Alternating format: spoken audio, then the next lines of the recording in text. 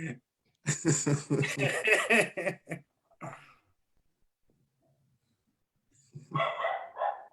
you never know who's watching, man. I know.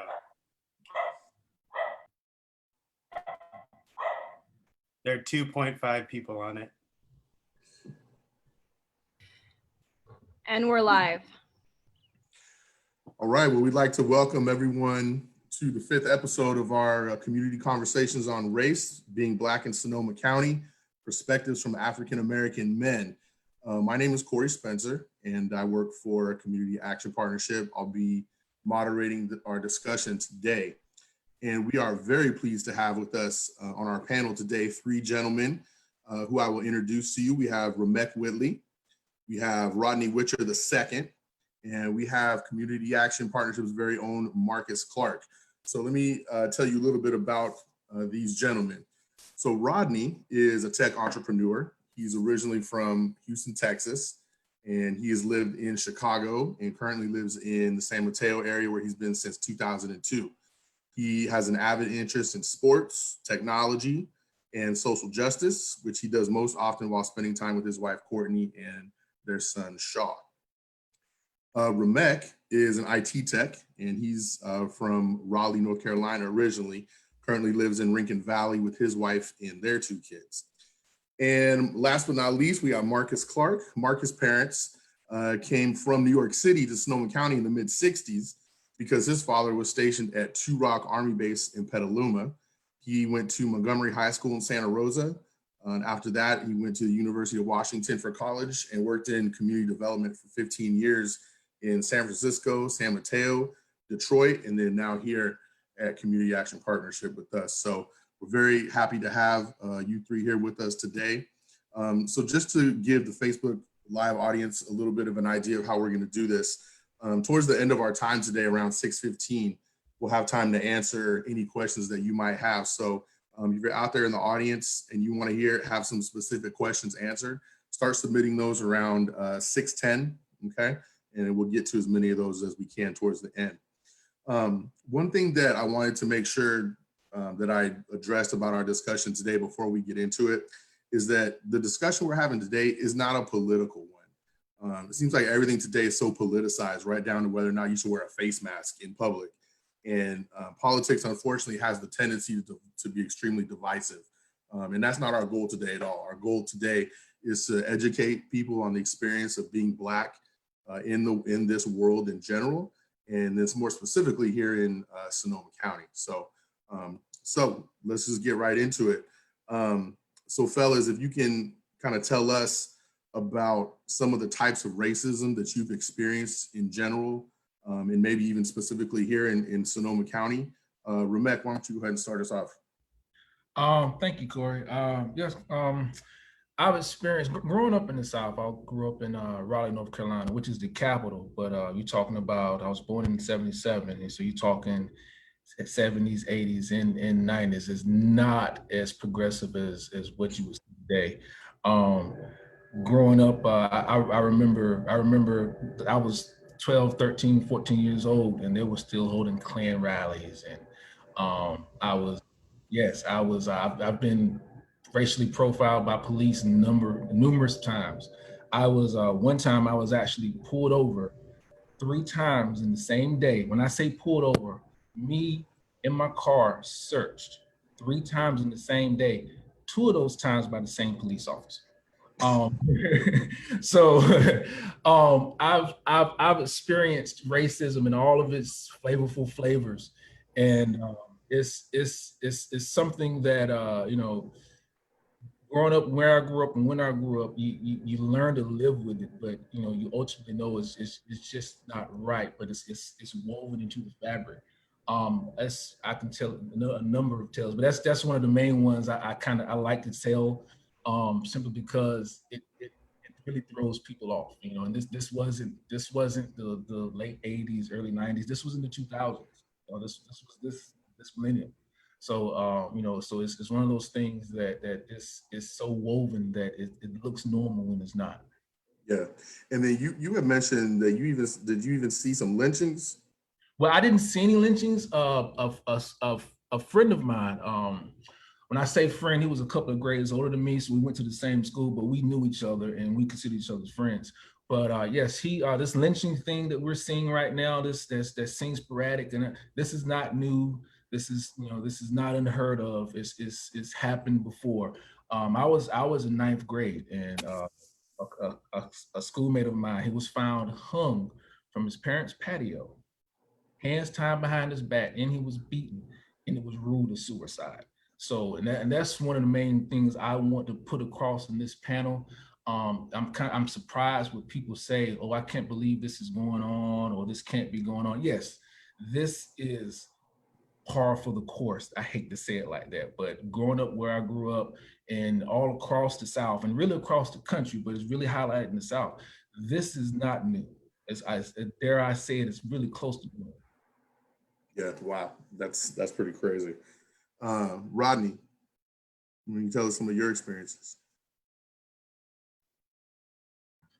Yeah, so similarly, I grew up in the South of, in Texas, and, it's very different from, days of now, and then also of being out in California. But in both places, I've kind of, had various experiences, whether it's, looking at my dad. I remember, being in the car with him as a young child and him getting pulled over and getting searched, and seeing it from that perspective as a child, and to see him going through that, and not, I was probably a teenager.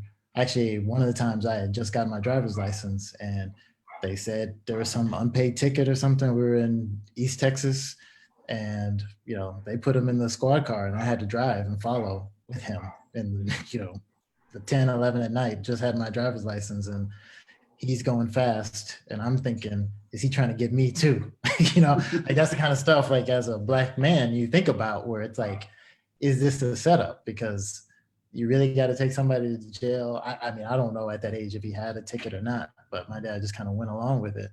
But I'm driving the car, trying to keep up. My sister's in the back seat, crying, doing all this, and we were just going to see family. I've had myself stopped for going, some of the stuff Rameke was talking about was kind of ridiculous. I was going too slow around a cop, where I didn't want to pass him. So I slowed down and I went, because I didn't know the speed limit. So I was like, okay, he looks like he's going 55. I'll go 54, and then he starts going 50. And I'm like, well, I'm gonna go 49. And it gets slower. And I'm like, well, now he's going like 30. So I'm gonna just go around him. As soon as I went around him, I get pulled over, so it's like, you get baited, and nothing happened, but he asked me why I was going so slow. I was like, I was honest. I said, I was trying not to pass you because I didn't know what speed limit was. And he's coming to me like he felt threatened, that I was, chasing him or, whatever. And I'm just like, man, so you kind of like, damned if you do, damned if you don't, and I think that one of the things about back then, that was probably, I was in college, so it might've been 20 years ago, but to now, is that you always kind of are trying to be strategic. Like what looks threatening, what looks guilty, do I pass them up? Do I slow down? Do I, walk farther away from somebody, or just walk like nothing, so those are things that kind of you get trained in growing up and seeing all the stuff that you did, because it was like, you didn't necessarily have to do anything wrong for something bad to happen. So how do you do the least wrong thing and then have a good story about it? So yeah, so like I said, stop by the cops, seeing my dad treated that way, seeing my mom, she was a principal, but you see how certain people treat her, even though she's kind of the authority figure supposedly, but you got teachers talking to her one way, and then there's a white assistant principal or principal getting talked to another way, and as a kid, as you grow, you kind of pick up on those things. And so it's I think important to know that we see it happen to ourselves, but also to our loved ones, or our friends and others, kind of like when Meg said, when you see that happen to your friend, and it's just like, it's almost like a warning shot to you. And so you just kind of behave in a way that has that extra caution. Wow. That's funny. You talk about driving slow. That made me think of that Fresh Prince episode where Carlton got pulled over for driving too slow, and Will Smith is trying to tell him, "No, that's not a thing." people see that and they're like, "No, that's just a TV show," but no, that's real life. Yeah, That's real life, man. Happened to me. Crazy. And Marcus, can you talk to us about some of the stuff that you've experienced, maybe even specifically here in Sonoma County? Well, I thought I had the only police story, so thanks a lot. It better be better than his. Like, so, you know, there are a number of things that I could talk about, but because since we're on police, I'm just gonna stay here for a moment. You know, my dad was career Army, was at Two Rock, and he was always real hard on me growing up. Just reminded me that you can't do what all these other kids can do. I mean, those people from Sonoma County, I'm talking 70s, 80s, growing up, Yulupa, Bennett Valley, Slater. I was like one of the only Black kids with my sister and a few others. Kathy, I'm sure you're watching, hello. But he was really hard on me, and I was always like, Dad, it's not a big deal, okay? You know, I can not have my license and not a big deal, all that kind of stuff. But I remember I didn't have any big problems here, but I just remember when I was my first year of college up at University of Washington, had my backpack on, my Timberlands. I was like, everything's cool. I was excited, you know, freshman in college. And I was just walking along the street at 5 o'clock. It was like rush hour. Everyone was out. And I was just walking slowly. I saw another cop car rolling to my side, going as slow as I was walking for like a minute. And then he hits his lights and comes over right in front of me, stops traffic. Everyone's looking at me. I was like, yeah? He's like, you, here. Had my hands up on the car, his hand on my back, calling the walkie-talkie, chatting, and I'm just sitting there with my hands up on the car, like 19 years old. Like, and then basically he just, after 2 minutes, he's like, you know what? You can go, you match the description. I was like, Of course you did. I mean, just humiliating, right? I mean, buses stopped, all that. And I had to think about it. And I won't even go to, that was in probably, I won't give away my age because I just did my teeth. I look really young, but that was a while ago. But well, we all the same age. Just tell him. But you know, fast forward, similar thing happened in Detroit, Michigan. As soon as I left the city of Detroit, those guys are waiting for you. And it's like at night, and the guy has his hand on his gun. I'm like, I'm gonna lose my life out here. And so these are all the things that I was at my dad. I'm like, Dad, just take it easy, man. But that's what he's talking about. And when Rameke is mentioning all that stuff in the South and being hung and all that kind of stuff, our people are from the South. So it's like generational memory. And people talk about post PTSD, post-traumatic syndrome. There's no post.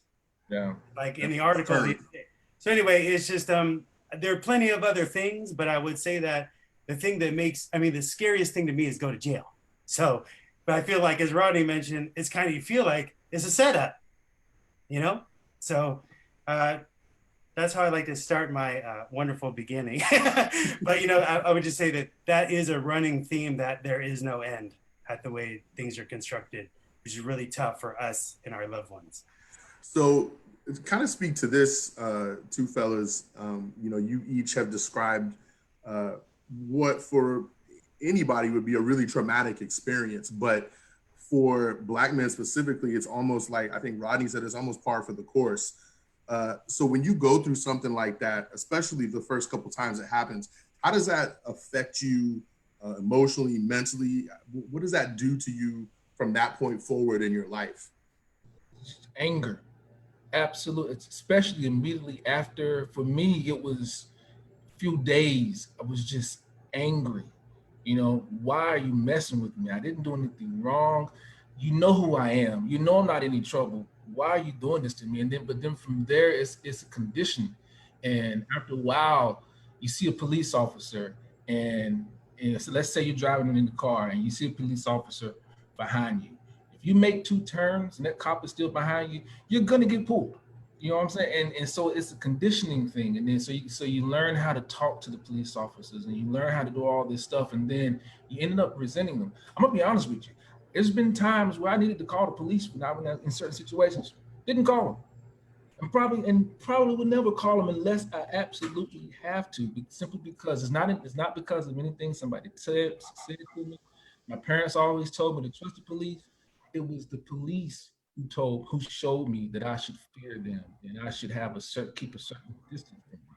And so it's traumatizing, because you hear all of these stories where people, well, if you didn't do anything wrong, then you should be fine. But you know what? I've been in situations where I didn't do anything wrong and I wasn't fine.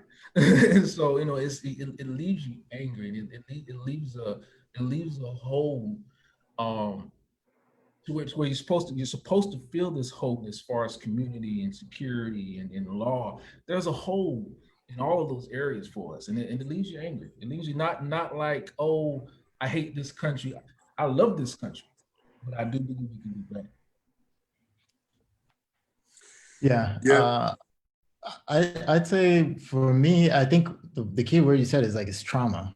And I think different people deal with the trauma a different way, right? You know, you can get a bruised leg and sometimes you limp, but sometimes you're able to walk it off, you know? And I think sometimes at times when it's happened to me, and you know, whether, you know, you feel, whether you did anything or not, oftentimes you feel like you did something wrong anyway, even though you didn't, you know, because it's kind of like, you know, this is possible to happen, you know, and you took an action that may have been quote unquote risky in the environment, but it was not risky to the regular person, right? It's like, if you see a cop, oftentimes you're just like, I'm just gonna walk the other way, right? But one day you might feel bold and be like, well, you know what, I'm not doing nothing wrong, so I'm gonna keep going.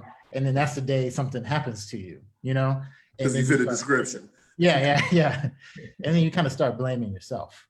And I feel like that's kind of the unfair, you know, effect of the trauma, where you put yourself in a situation, but it shouldn't have had that result, but you end up blaming yourself, you know, and then you kind of have to model your behavior going forward to avoid those situations. So I think for me, at least, that's kind of what I would say the first, or one of the main impacts is that it kind of was a behavior corrector, you know, and you can talk about respectability, politics and all that other kind of stuff. But, you know, growing up, I was probably like, I'm just going to be pristine, you know, like ain't no fault. And that's a lot of, I think, stress on like a kid or, you know, a young adult. And then as you go on, and now that I'm older, I try to not be so much like that, you know, like try to live a little bit more freely, but you still kind of have to cope and deal with that. And so, you know, I think the anger, the embarrassment, the shame, all that kind of flows into that kind of corrector of you, or it can just make you say, I don't care, you know, and you kind of go the other way. And so I think I took it one way, and I'm not like, I don't care now, but it's like, you know, I got to actually kind of be able to stand up for myself, and things have changed somewhat. And, you know, you think about how you want to raise your kids and all these other, you know, factors of matter. But yeah, it's like a lot of emotions. I think it's just interesting how they express themselves, right, in different people. And so I've kind of run the gamut where I've gone back and forth trying to say I'm being very respectable and pristine, and other times like, no, I'm not doing nothing wrong. And you kind of go through these swings, emotional swings. So yeah. Yeah, no, and I think what's interesting from what you guys have all said, you know, you're talking about having kids and things. There's a talk that every Black parent has with their son or daughter that other races don't have to have with their child. You have to have that. This is what you do when you get pulled over by the cops, whether or not you did anything wrong or not. Hands on the steering wheel. Don't make any sudden movements. You know, things like that, so that you literally won't get your life taken away, which I can imagine when as a kid. I mean, that can be a thing where, you know, it really does impact you as you go forward. I think that's something that a lot of people don't really recognize. You know, there's just that extra layer of having your guard up that other races don't really have to deal with it in the same way. Marcus, did you have anything on that one you wanted to add? I'll just add this. Sometimes, I think about it. How about the other day? It was cold out. Well, it was a couple months ago. It was really cold out, and I was walking through a neighborhood, and I was like, I wish I had a beanie right now. I was like, I can't wear a beanie in Rincon Valley, okay? You know what I'm saying? Like, it's cold out, but I got to think about if I'm going to wear a hoodie or a beanie to protect myself. Mm-hmm. Because that kind of thing that Black people always have to think about. And in some places, you got to, like Rodney was saying, you got to figure out where you are and how you react and how you act. So there's a lot of that all the time, that there's a relationship between mental illness and being Black and going through that trauma that is unchecked a lot. But when you living in these different worlds and you're always trying to think, how do I become less threatening? It can be exhausting. Yeah, very true. You know what I mean? So let's talk about some current events in the wake of some recent killings. Breonna Taylor, Ahmaud Arbery, George Floyd being the one that kind of sparked everybody's action. And there's also, I don't know if you guys know about the incident in Grayton where the police had they had a Black man, he was restrained, and then they stick the canine dog on him anyway. I mean, he clamped onto his leg for at least a minute, it seemed like, for no apparent reason, and couldn't get him off, which I thought that was kind of interesting. Like, don't you have commands to get the dog off the dude? But anyway, so what, kind of keeping the theme that we've been talking about, law enforcement. What are your thoughts when you think about those incidents specifically? For me, it's here we go again. And I've seen, I mean, this was long before people had cell phones that could capture video and stream it live.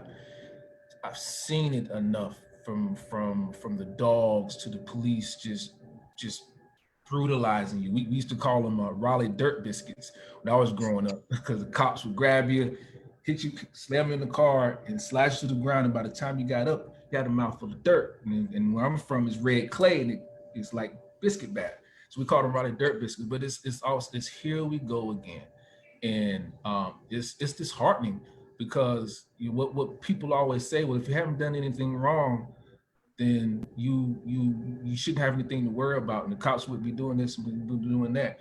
But my point is, even if you did do something wrong, you shouldn't have to be a perfect angel to survive an encounter with the police. That's why they're there, because nobody's a perfect angel, and they're supposed to serve and protect and uphold the law. And so it's for me, it's like we have another one. Me and my wife talk, and I got a couple buddies, and right here recently I've been sharing some articles and stuff with Marcus. It's like DJ Khaled says, and another one. So when will it end? Yeah, definitely. Rodney? Yeah, I mean, it's I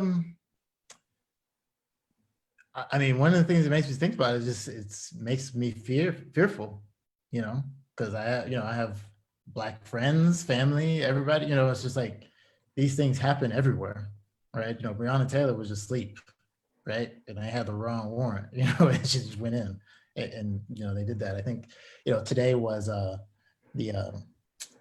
5th year since Sandra Bland incident, or maybe her death or something like that.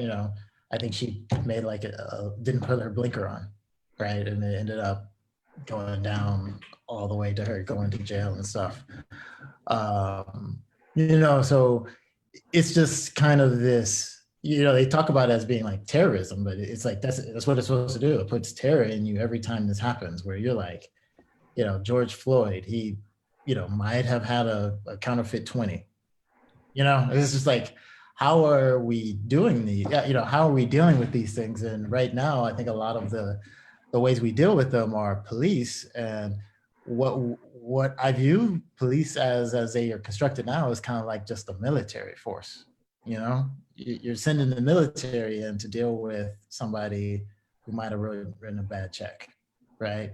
who was going a little fast on the freeway, who, seems suspicious, And so there's this idea that violence or force or, guns and, everything that comes with, the idea of being a soldier um, is the resolution to that, when oftentimes it doesn't even take that, right? Like a regular person walking down the street probably could have interacted with George Floyd and been like, man, did you take the 20? Was that a fake 20? You know what I'm saying? Like it could have been that, where like the community can solve these problems much better than like a soldier.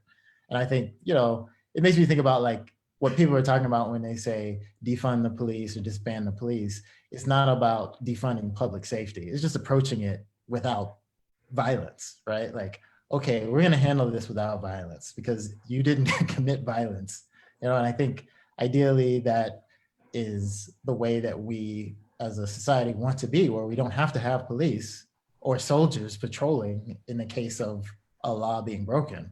So how do we get there, right? And there's a lot of money that could be rerouted into areas that provide a less violent or less potentially violent outcome, right? So I'm not saying that a cop goes in there thinking that they're going to do something wrong, but they have the tools that allow it to end up in death in that way. Whereas I think if the four of us were walking down and we saw a fifth guy doing something wrong, we might be able to, handle a situation without, being strapped, right? And and there wouldn't be necessarily that option because we're not preparing for it in that way. So that's what it kind of makes me think about, is like, how can we move to a point to where, we can approach crime, especially nonviolent crime, without even having the potential for a violent end. And I'm not even talking about like death, but like, clubs and, all the other, weapons that might be in display. And, I understand that there's fear of some sort of retaliation or all those other things, but I think that's where training and other things could play a role in. So, as I see these killings, it's just kind of like, isn't there a way where we can prevent that from being the final outcome, but still have, safety? And I think that's a big kind of wish of mine or hope of mine that we can have, so that I don't have the fear of, a lot of times, where you did nothing wrong, whether you're Tamir Rice or, Trayvon Martin, which wasn't a cop in that case, but, Breonna Taylor, all these things, how can you have better outcomes without so much potential violence? And that way, I think, Rameke was saying he won't call the cops for a reason, but if he needs help, who can he call? Other than just maybe his friends or family, but somebody with some authority or some power that isn't going to necessarily, take things beyond a certain level.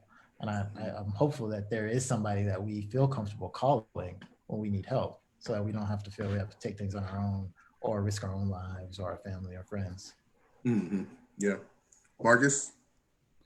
We're living in as I see it, a state of emergency when it comes to locking Black people up. So fortunately, I read this book by Michelle Alexander called The New Jim Crow, highly recommended. And she just talks about the statistics of, you have slavery, then you have the Jim Crow, where you could be arrested for walking across the street, and then you're in there for 30 years and you can't vote. And then you just have these different stages of the Black male experience that is a target and locked up like nobody's business. I mean, so when you look at it and a big picture, and I just saw this Ava DuVernay, it's called the 13th Amendment, I believe, on Netflix, but it just talks about how prisons are business and they have lobbyists, on Wall Street and at the Senate, and you got to keep them full. So in some states, you lock guys up for 25 years for an ounce of weed. So there is money in this. The states, I mean, it is a business. So I'm an amateur student in understanding it, but I feel like because of that mass incarceration institution, we continue to be the pawns for that institution, which is really ends up to be free labor at some point. So I just feel like there's got to be a massive shift and a massive reflecting on how we want to live in America, and that we don't feel comfortable with millions and millions of people, and especially Black men, taken out of the families, households, in society, locked up. So it's a national institutional issue that I know I am really interested in understanding more. But I feel like these experiences that we have, because whenever they ask me, they pull me over, the first thing they ask me is, are you on parole? Oh, wow. And I'm not. But if I did say yes, I'd probably be behind bars somewhere right now. Mm-hmm. So it feels like it's a system. It is a system that needs to be broken. That's how I look at it. That already is broken. One other thing I would like to add to it is I think you made a big point about it, is like we have to not be satisfied with like just kind of the status quo. Like we have so many people in prison and it's kind of like you're blaming those individuals. It's like, can we take responsibility? You know, I think there's got to be, as a society, if you see that there is so many people being in prison, what are we not doing as a society or community to prevent that from happening, right? And then you look down to it and you'll see in the weeds of it, and you'll see a lot of injustice, right? A lot of bias and unfair treatment, you know? And then there's just a lot of need and probably desperation, right? That can be treated as a community versus saying, ooh, thank you for making me safe by locking all these bad people up. You know, it's like, what if they were out there in the world, you know, providing value and you know, helping do, you know, things to better our community? It's like, you know, I mean, like you said, Michelle Alexander's book talks about the millions, right? If we added 1 million people back into society doing good things, you know, how can that be used to benefit us rather than feeling satisfied that they're not, you know, bothering you or something? But I think that that's a big shift, and I think a good point from Marcus. Go ahead. Good. So let me get a couple things. I've appreciated hearing you guys' personal experiences. One thing that I want to ask you guys a couple questions, because from the perspective of a Black person in general, or the Black community in general, one thing that sometimes you hear when issues of race get brought up, and it's usually from white people, is you'll hear things like, I don't see color, or I'm colorblind, or it's not just Black lives that matter, all lives matter. So from the perspective of a Black person, the Black community, why are those types of things kind of triggers, or why are they a little bit irritating to a Black person in general when those types of phrases or that type of rhetoric gets brought up? For me, those people who can't see color or all lives matter, to me, they're more dangerous than the straight up racists that tell you to your face that they don't like you. Because with that, you know what you're getting. You know if this person doesn't like you for your skin color. And that's one of the things I can't say I miss about the South, but I respect about the South. Because if that person did not like you, they made it known, they made it clear, and you could move on from there. But people that say, well, all lives matter, I don't see color, they're dangerous, because you can find yourself in a situation and then at the wrong time realize you don't have an ally, you know, and at the wrong time, you might actually feel like you have somebody that really does not like you. And that's very dangerous, because it leaves the floor open for debate when there shouldn't be any debate. There should not be any debate about the situation that African Americans or Black people are in, not just in this country, in a great deal part of the world. And I can understand not realizing that, you know, it was so deep or so sprawled out. But my wife says it all the time, this is 2020. You can look up on the Googler Smoogler and learn anything you want to learn right now. So that phrase, all lives matter, or I don't see color, that's a cop out for me. that's a cop out for me. You don't have to look far back in history. You don't have to travel far to understand that, yes, all lives do matter, but all lives aren't being hunted and targeted by police. All lives aren't being ushered from the schools to straight to prisons. All lives aren't going through that. I can, any other color we can probably take a poll, has not been pulled over 3 times in the same day, you and your car searched. I can guarantee that. So that all lives matter, I don't see color, that is very dangerous. Is very hindering to whatever movement that people of color are going to try to have. That's very dangerous. Yeah. Yeah. Marcus? I think to the point of like, being colorblind, I think that's the easy way out, because you basically can't see me and treat me the same, right? Like, oh, I don't see that you have glasses or not.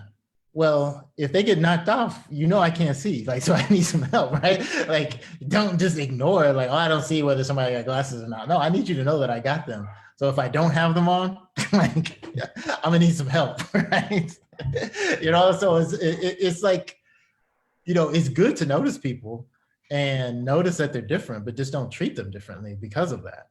And I think you should see it, so that you can start noticing kind of the patterns, right? Like if you see that, you have one friend that's tall versus short or something, and you get in a car, the tall one's gonna want to sit in the front seat, right? Like, I don't see height, so 4-foot person gonna sit in the front, and the 6'8" person gonna sit in the back. It's like, nah, you see it and you recognize I want both people to be comfortable because I care about them, right? That's fair. Put them in the back. Yeah, and you can say, oh, I don't see height. Like, I see it, and we're gonna make accommodations to try to make everybody comfortable. And in the same with like all lives matter. There's stuff about like, there is a breast cancer awareness month or drive, or different cancers have things, different diseases have things. It's like, it's not saying that this cancer is better or worse than another. It's like, no, we're raising money for this one, right? And we're trying to call it out because it hasn't necessarily gotten the attention that it needs, or that, it's a growing issue or concern, right? So I think you kind of have to, understand the nuance behind it, and understand why people are saying it, and not to try and not, maybe, I don't know if this is what people are doing, but not assume that they're trying to be antagonistic and saying Black lives are better. It's more looking at the position, looking at it, empathizing or sympathizing, whichever one makes sense in the situation, and say, oh, I understand why you're saying that. And even if you might not agree, maybe you still think Black people are treated equally, right? Still see me as Black and still understand that I don't think that we're being treated differently. And that's why I'm saying it. Not that I'm trying to, put, Blacks, as masters over white slaves, which is kind of the reaction some people have to it. Is like, you're trying to take us back to the 1600s, but reverse the roles. I'm like, no, that's not what's going on. Yeah. Marcus? I was actually wondering what you thought, Cory. I mean, I agree with what they've been saying. I think, I think the best way that I've heard somebody describe that the Black Lives Matter, and why having somebody say all lives matter is, imagine if your house is on fire and you're sitting there with a hose trying to put the fire that's burning your house down out, and your neighbor comes out, his house isn't on fire, he's fine, and he says, well, wait a minute, all houses matter. Why don't you turn the hose on my house? Well, because, fool, your house isn't burning down. Like, I need to save my house right now. Yeah. So I think that's the thing that people, they get so caught up in the phrase itself. They don't look beyond the phrase. Nobody is trying to say that Black people are any better than anybody else. They're just saying that Black people are not being treated the same way. When someone says Black Lives Matter, they're saying Black Lives Matter because they're not mattering to a lot of people at this point. So it definitely is it's interesting to me how certain phrases they trigger people, and they just get this visceral reaction to it. So speaking of that, we're gonna go right into the next one. Speaking of visceral phrases, one thing that is interesting to me, especially in a place like Sonoma County, which a lot of people think is very diverse, and it in fact is not. There's some debate over whether other races, and specifically white people, should be allowed to say the N-word. They might say, well, I just said it in a song, or all my Black friends say it. So why am I not allowed to say it? I don't have any malice in my heart behind it. There's nothing, I'm not trying to say to put anybody down. It's just a word. So maybe let's do this in two parts. One, what do you think about that? Is it okay for other races to say that? And if you feel it's not, why? I guess Yeah, absolutely not. It's not okay for other races to say it, especially white people. But at the same time, it is not okay to be said at all. So I want to put some context to this word and its origin. The N-word was derived and created to degrade Black people or Black Africans at that time and keep them in their place. That's the purpose of that word. And I've said it. I'm not knocking anybody because they said I've said I listen to Biggie Small. I've said it. I know I've said it, but as I got older and I started really learning not just my history, but the history of Africans on this planet, that's not a word that should be taken lightly. And here, even in Sonoma County, I've heard several conversations where the word was used in abundance. None of those people in those conversations were Black.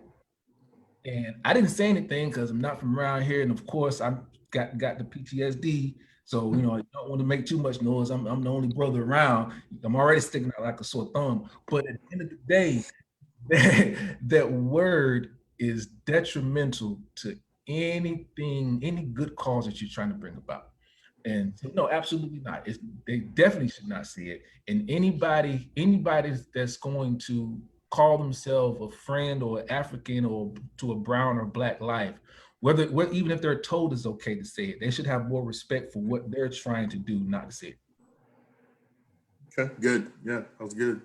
Yeah. Let's jump to Marcus before Rodney, because I feel like Marcus just steals all of Rodney's answers and just words them differently. No, I'm playing. Go ahead, Marcus. Rodney gets me going. It was funny. When I went up to the University of Washington, and I had some buddies who were Filipino, and I went home with them, and we would all hanging out, and they all live in the ghetto. And it's funny, they all start talking to each other. They're all Asian, and they all start to use the N-word, and this, and this, and this. And I was really taken aback because I'm not used to hearing that. If that word was used in my high school or junior high school, everyone knows at Montgomery or Slater, something was about to happen. Oh, so-and-so said this word. Okay, after school, we all gonna just watch. Okay, so I was really taken aback by that. And they looked at me, they knew I was taken aback by them talking like that. And they said, sorry, Marcus, this is how we talk. And I had to think about it. I was like, who am I to say they can or cannot use it? But like to Ramek's point, they also feel like they come from a demeaned class in the city of Seattle. And it made me feel like, okay, so they're either okay with this class or celebrate this class. And it's like, because I grew up with it being a demeaning word, I was like, you guys shouldn't be demeaning each other like that either. So it's a complicated term. And like Ramek says, sometimes we use it in different ways, but I feel like it's a complicated term. But I will say that in Sonoma County in particular, there have been no instances where I found it okay to use. In other areas, I say, okay, I can kind of get it. But here, there is no, because people here, even white people, they don't understand the Black experience. They don't understand what that means, to Ramek's point, and they don't know how much it brings up in our DNA. So, should be. Yeah, that was interesting. Rodney. Yeah, so to piggyback on that, I think definitely, I mean, I can't control what white people do behind closed doors or whatever, but I think generally out of respect and just common sense, like white people, non-black people shouldn't say it around black people at all, right? And then there's this question about whether black people say it amongst each other, should let black people figure that out, right? Because, you know, I had my grandfather use that word around us, you know? And so growing up, you know, he would just say it like randomly about people that he knew, seeing them on. There's a descriptive, like a descriptive see those adjective. words over there, right? Like, but he wouldn't even talk bad about them. It's like, you know, yeah, you know, those N words over there, those were my friends from back in the day, you know? And so growing up, I heard it in various contexts. You know, I've also heard it in the derogatory sense from a black person and a white person, you know, used that way. So, but I know my grandfather, but I know that any white person using it around black people either doesn't have consideration for the black people they're around or doesn't like them, right? And like I said, for black people, you know, I know if I would have told my grandfather, rest his soul, like, don't say that, he would have knocked me out. You know, like, what you do? Crazy, you like that, N-word's crazy. N-word, please. You know. So, you know, so I think that, you know, you have these various contexts, and I think that that's something for, you know, black people to kind of wrestle with, just like you said, the history and the trauma and the usage of it and how it comes about. Because like I said, I've had it used against me by black people in a negative way as well, right? So, you know, it's not just that the word doesn't carry weight amongst black people either. You know, I get that, and I know that it's used in a positive way as well, and I think we just have to get past that. Like I said, as we grow up, you know, like you said, I used it growing up and everything, but as I got older, I don't use it as often, right? So I don't know if it's a product of being in the Bay and not having being around a lot of black people, you know, in the South, or so to speak, where I grew up, where it is more common. Or it's just a matter of me maturing. You know, I like to think I'm maturing, but maybe it's not. But, you know, there's not really a need to use it, you know, just like friends, you know, you try, as you grow and mature, you try to build them up and speak, you know, be cautious about your words and how you're growing, and setting better examples of around ourselves amongst black people. But I mean, I guess in summary, non-black people, don't use it around black people.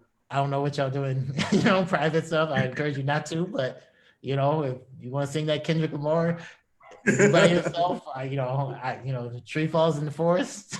You know, nobody's there, no black person there to hear it.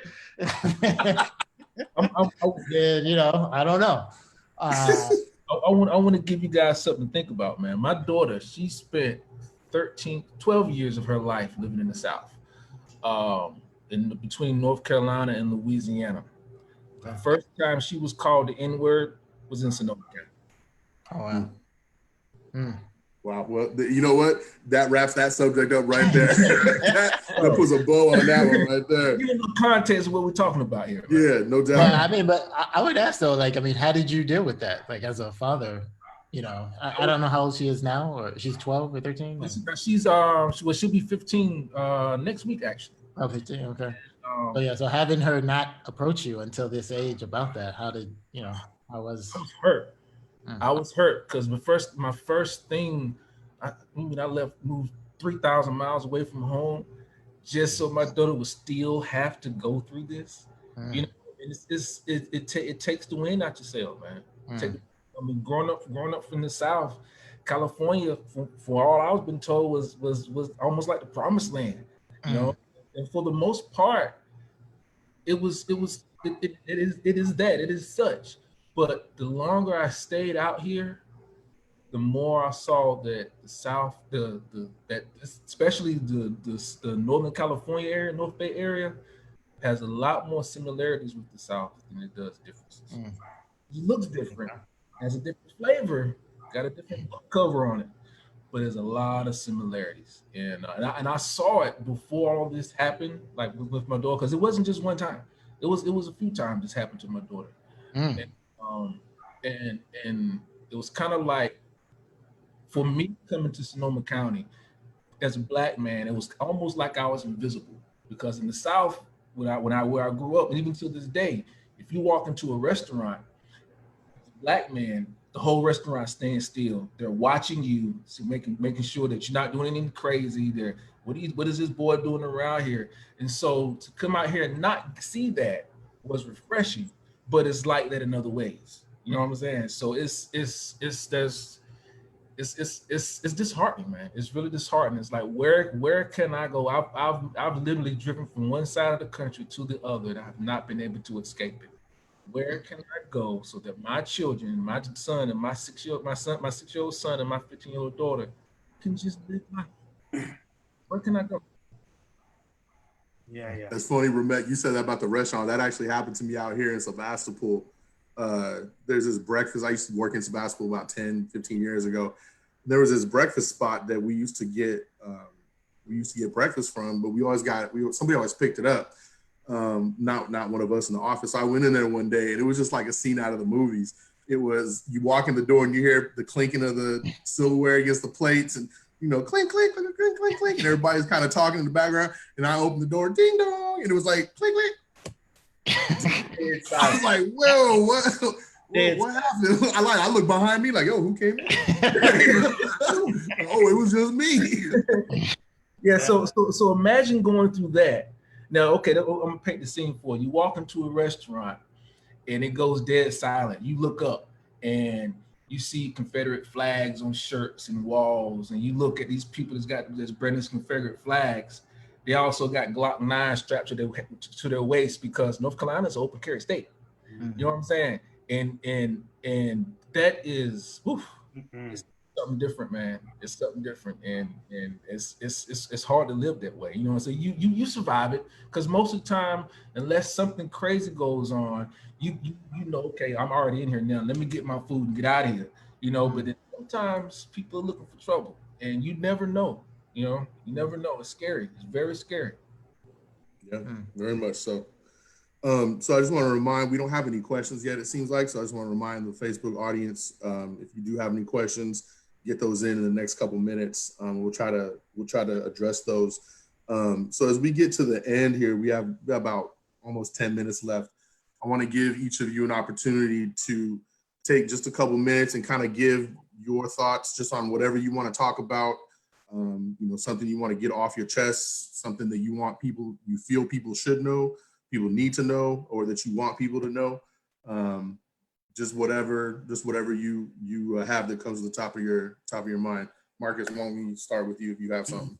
I think I got no one to follow up on, man. Hey, Rodney, go first. I can do this. All right. What a pleasure, first of all the Facebook watchers, thanks for tuning in. Just thankful for this opportunity, and thank you to Cory and the team.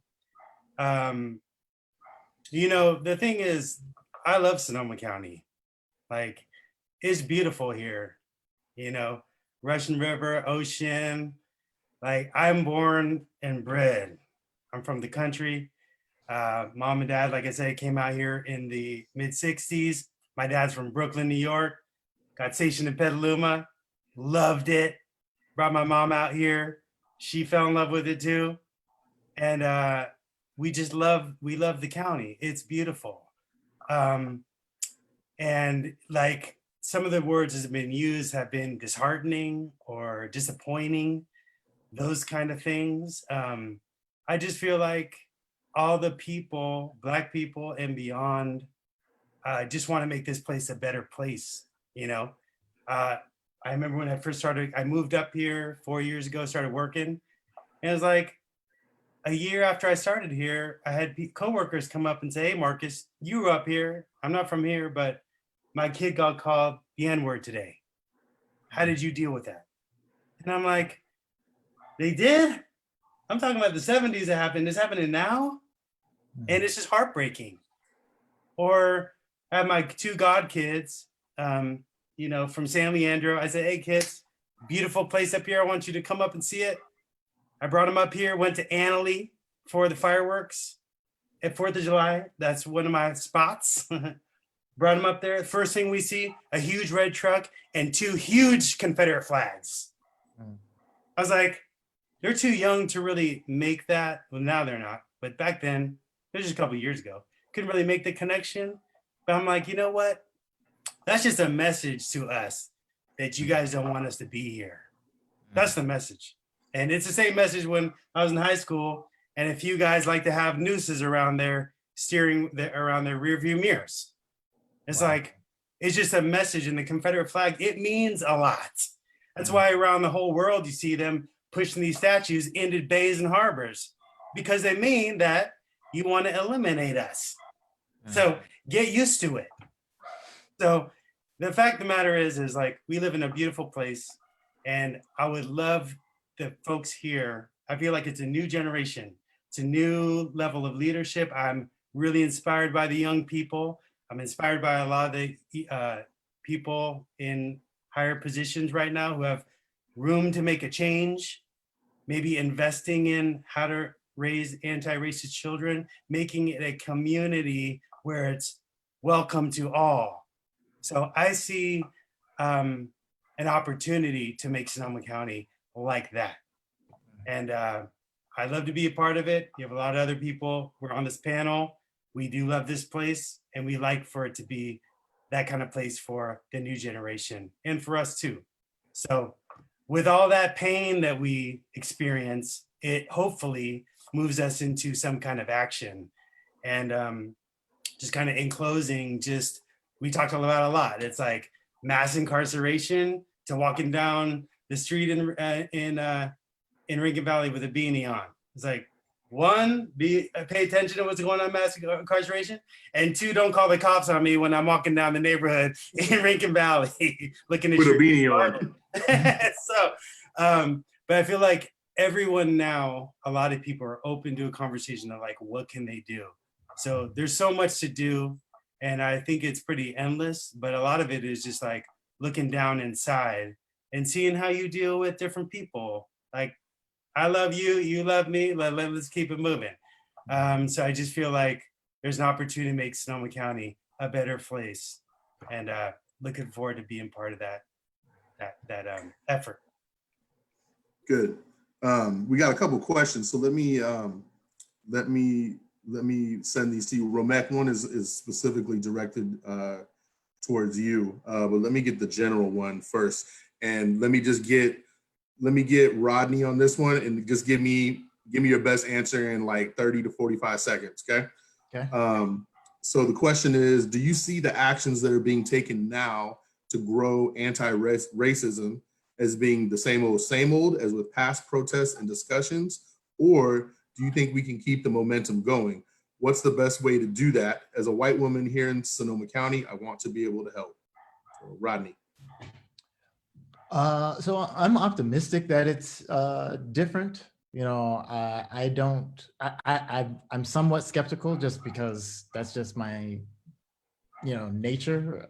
But I would say that the biggest thing is to carry it through, right? Like, so one of the things that I'm wondering is what's going to actually happen to at least the main cop that killed George Floyd, right? We saw in Minnesota when Philando Castile was killed by the police, that guy got off scot-free. Nothing happened to him.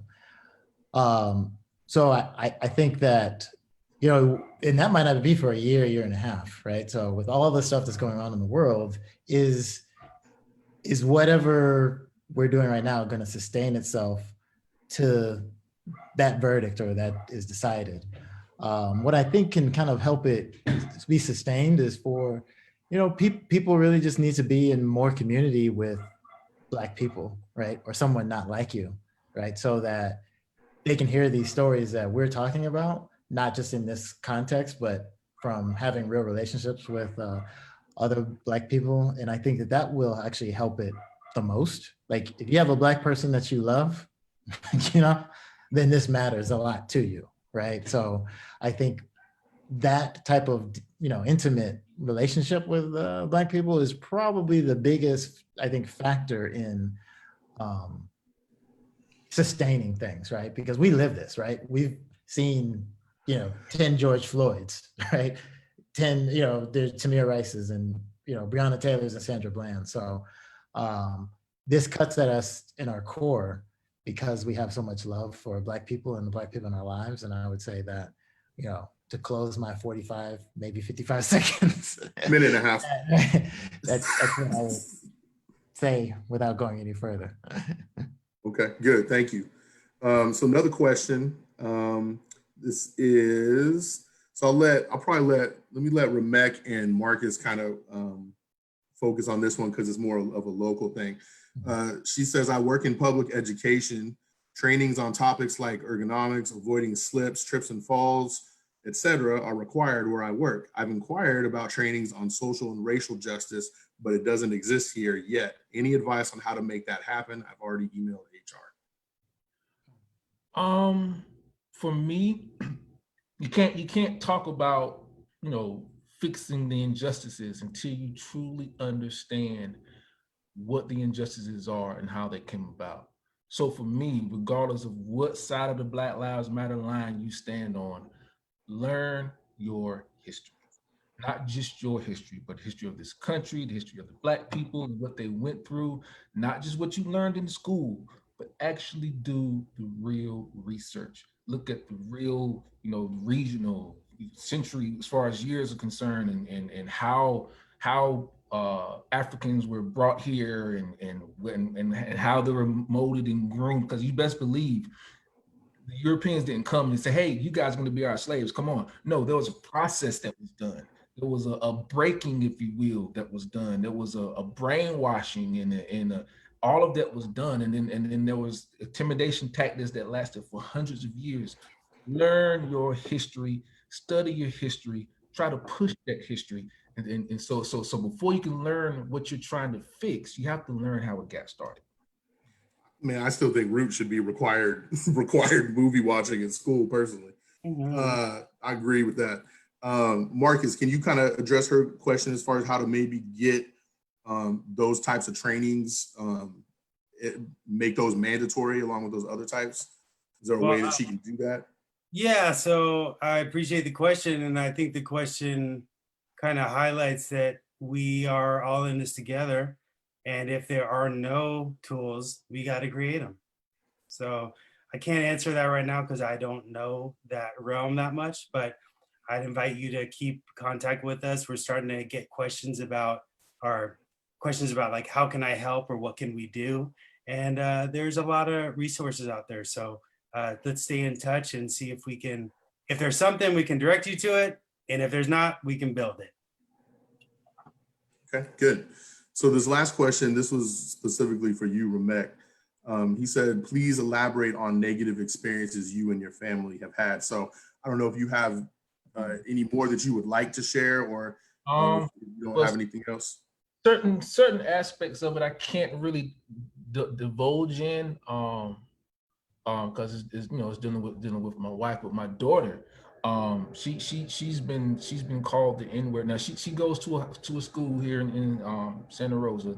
Needless to say, she's one of the very few Black people that are here. And so, walking through the hallway, she's hearing the N-word several times, and it's one thing to hear it, but it's another thing to hear it. And then when you look around, you don't see anybody that would even begin to even look like your ally. That's damaging. And then there's another situation, back when the shelter in place first kicked in. My daughter was doing a Zoom class with everybody in her class and the teacher. And all of a sudden, just out of the blue, N-word, N-word, N-word, N-word, N-word, N-word. From the teachers to the school board, and it was just brushed under the rug, and I hear a lot of, oh yeah, we're diverse and all this stuff. It's not that I don't think the effort is there. I just don't think the community truly has had to do it, because the population is 1.7% for the county. So, it's one thing of saying, yes, we're inclusive, we're diverse, but actually having to do it is a different story. But though for as far as here in the county, for me, I haven't really personally experienced anything, but like I said earlier, I'm just be honest with you. The similarities I see between here and the South is the South is Black people. Here is the Hispanic population. But the same thing, the exact same thing. I kid you not. Yeah, interesting. Rodney, go ahead, and I don't think I gave you your full time to get whatever you wanted off your chest. So the floor is yours. Yeah, I mean, I would just say that, the like I was saying before, just about the relationship, I think if you have a relationship with Black people, and that may be hard in the Bay Area in general, or especially Sonoma County, then the biggest thing is to not necessarily doubt it, like try to understand that people aren't lying, or making a lot of this stuff up. So when you hear these complaints from Black people, whether it's in Sonoma County, Bay Area, California, wherever, like understand that it's real and try not to be neutral, but try to fix it, right? It's like the whole incarceration piece. It's like, let's not say we're good now, we're gonna stop growing it. Let's see how can we decrease the number of people or percentage of people that are incarcerated, right? And to where, we live in a world where there are no police and no jails, right? Like if that's the goal, then let's think radically like that and try to change it, figure out ways to do that. And then I think that it's about really just,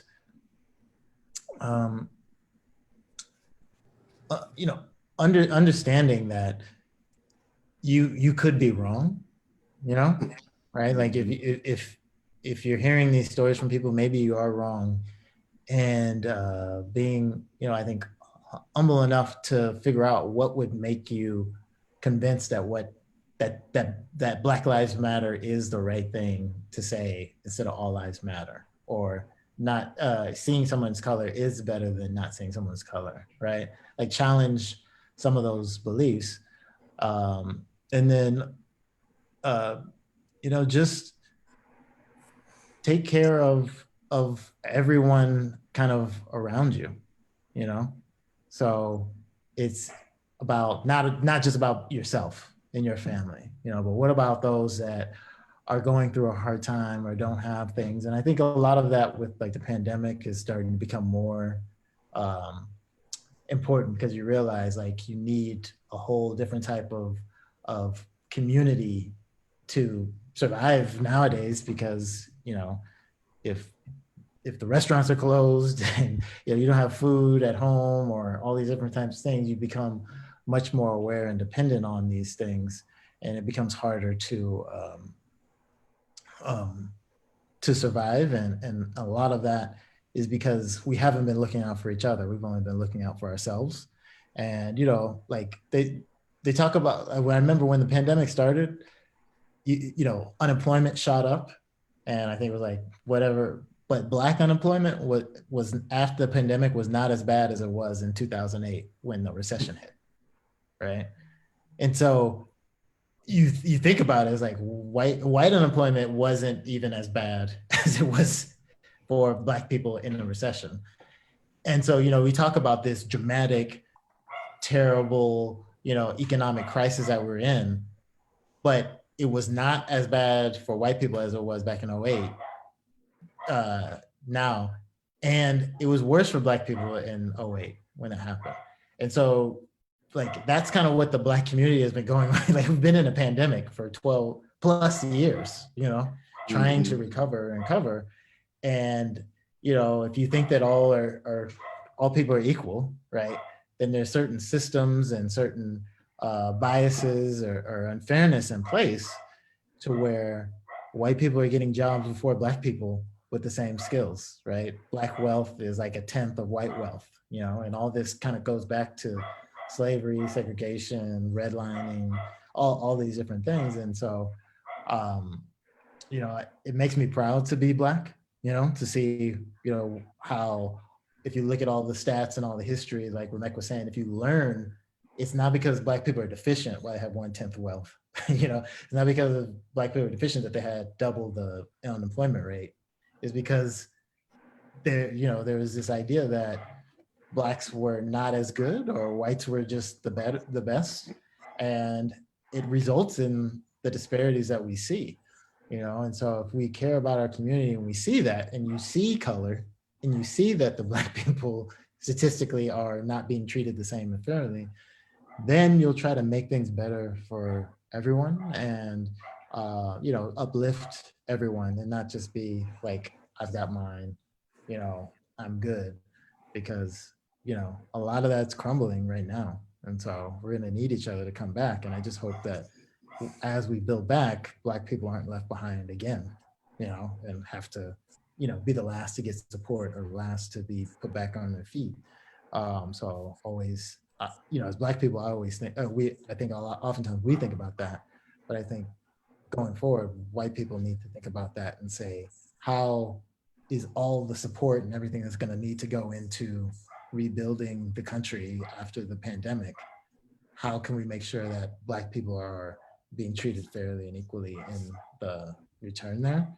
And that's what matters. I mean, I'm not saying that matters more than the cop stuff, right? But I think you're going to have a lot more of these encounters with police as we come back that will only be exacerbated if, wealth inequality becomes even greater and Black people are, being evicted more often or not getting housing as often, or because of all the other inequality, they're just the ones that are damaged more by this. So that's the end of my rant, Cory. Yeah, get off your soapbox. No, I'm playing, man. Yeah. Hey, well, listen, we're at the end of our time. We went a little bit over, but I don't think anybody really minded that. Thank you so much, Rameke, Rodney, Marcus, for taking time out of your day and really just kind of opening yourselves up. I think that was the thing that I got out of everything is we kind of got a glimpse into your personal lives, and through that, hopefully people will be able to gain a better understanding and a better appreciation of their fellow man, and especially their fellow men of color and their Black men specifically. So thank you very much, gentlemen, for all your thoughts. Thank you, Katie and Dennis, on the technical side for making things happen. Thank you, Facebook Live, for sending in questions. Next week, the series is going to return with the 6th episode. New moderator, new panelists, and the topic that they're going to discuss is how to raise an anti-racist child. So tune back in next week. See y'all.